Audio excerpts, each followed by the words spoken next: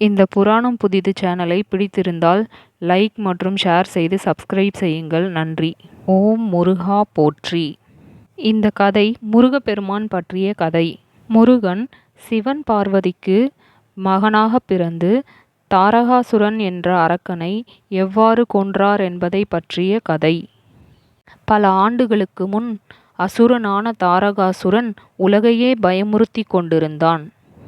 அவன் கடுமையான தவம் செய்து என்னை சிவபெருமானின் மகன் தவிர வேறு யாரும் வெல்ல முடியாது என்ற வரத்தை பெற்றிருந்தான். சிவபெருமான் யோகத்தில் மூழ்கியிருந்ததால் தாரகாசுரன் தன்னை அழிக்க யாரும் பிறக்க மாட்டார்கள் என்று நம்பி அகந்தையுடன் எல்லோரையும் துன்புறுத்தினான்.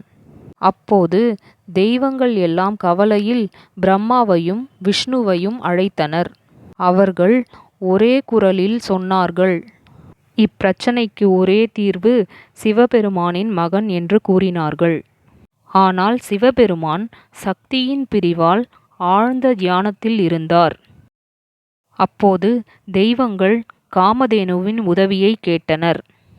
காமதேவன் தனது சர்க்கரை வில்லை மலரம்புகளை எடுத்து சிவபெருமானின் இதயத்தில் எய்தார். ஒரு கணம் சிவபெருமான் தியானத்திலிருந்து விழித்தார். ஆனால் கோபத்தில் மூன்றாவது கண்ணை திறந்து காமதேனுவை சாம்பலாக்கி விட்டார். ஆனாலும் அம்பின் விதை ஏற்கனவே விதைக்கப்பட்டது. பின்னர் சிவபெருமான் பார்வதியுடன் இணைந்த பின்பு ஒரு தெய்வீக தீக்கனல் பிறந்தது. அந்த தீக்கனலை அக்னிதேவர் தாங்கி கங்கைக்கு கொடுத்தார். கங்கை அதை சரவணப் பொய்கை என்ற குளத்தில் வைத்தாள். அங்கே இருந்து வெளிப்பட்டது 6 முகங்களுடன் ஒளி வீசும் ஒரு தெய்வீக குழந்தை. ஆறுமுகன், கார்த்திகேயன், முருகன். 6 கண்ணியமான கார்த்திகை கன்னியர்கள் அவனை தாயாக வளர்த்தனர். அதனால் அவருக்கு கார்த்திகேயர் என்ற பெயரும் வந்தது. பின்னர் தெய்வங்கள் வந்து வேண்டினர், முருகா, தாரகாசுரனை வென்று உலகை காப்பாற்ற வேண்டும் என்று கேட்டனர். முருகப்பெருமான் தன் அம்மையர் பார்வதி கொடுத்த வேல் என்னும் தெய்வீக ஈட்டியை ஏந்தி தனது மயில் வாகனத்தில் புறப்பட்டார். அப்போது பெரும் யுத்தம் நிகழ்ந்தது. அசுரர்களின் படைகள் அதிர்ந்தன. ஆனால் முருகப்பெருமான் ஆற்றல் அளவற்றது. 6 முகங்களுடன் 12 கைகளுடன் அவர் ஒரு வீரராக போராடினார். இறுதியில் தன் வேலால் தாரகாசுரன் மார்பை துளைத்து அழித்தார்.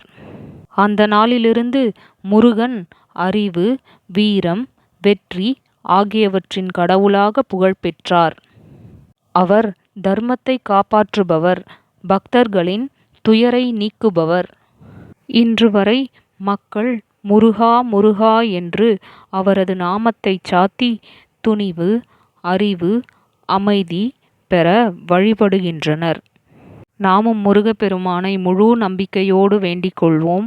ஓம் முருகா போற்றி போற்றி. மீண்டும் இதுபோல் தெய்வீக கதைகளை கேட்க புராணம் புதிது சேனலை சப்ஸ்கிரைப் செய்யுங்கள். இந்த சேனலை உங்களுக்கு பிடித்திருந்தால் லைக், ஷேர் மற்றும் சப்ஸ்கிரைப் செய்யுங்கள். நன்றி, வணக்கம்.